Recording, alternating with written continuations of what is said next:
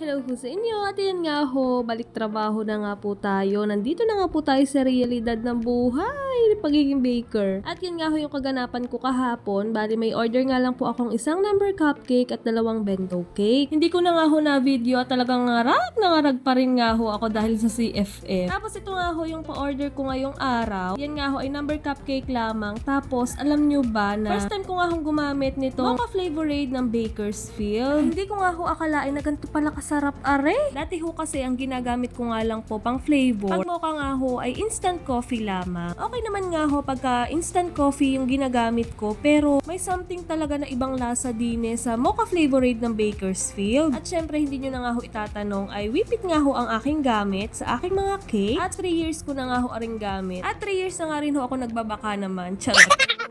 At diyan nga ho, tapos ko na nga hong lagyan ng frosting itong ating number cupcake. Bali, nagprint nga lang ho ako diyan ng mga boho rainbow. At medyo na-struggle nga ho ako kung saan ko baga ilalagay yung mga rainbow na iyan. Ang gamit ko nga ho palang photo paper din ay yung waterproof. Kaya naman nga ho, hindi na ako naglalagay ng scotch tape dun sa likod ng photo paper. At syempre, nilagyan ko nga ho ng mga gold radges para pandagdag kulay sa ating number cupcake. At kung mapapansin nyo nga ho na iba yung pwesto ng aking mga printed topper diyan at hindi nga ho ako satisfied dun sa aking paglalagay nung una. Tapos dinagdagan ko nga rin ho siya ng white radges para talaga magkaroon sila ng combination ng color. Thank you nga pala Mayan sa pag-order. At yun lamang po ngayon. Babosh!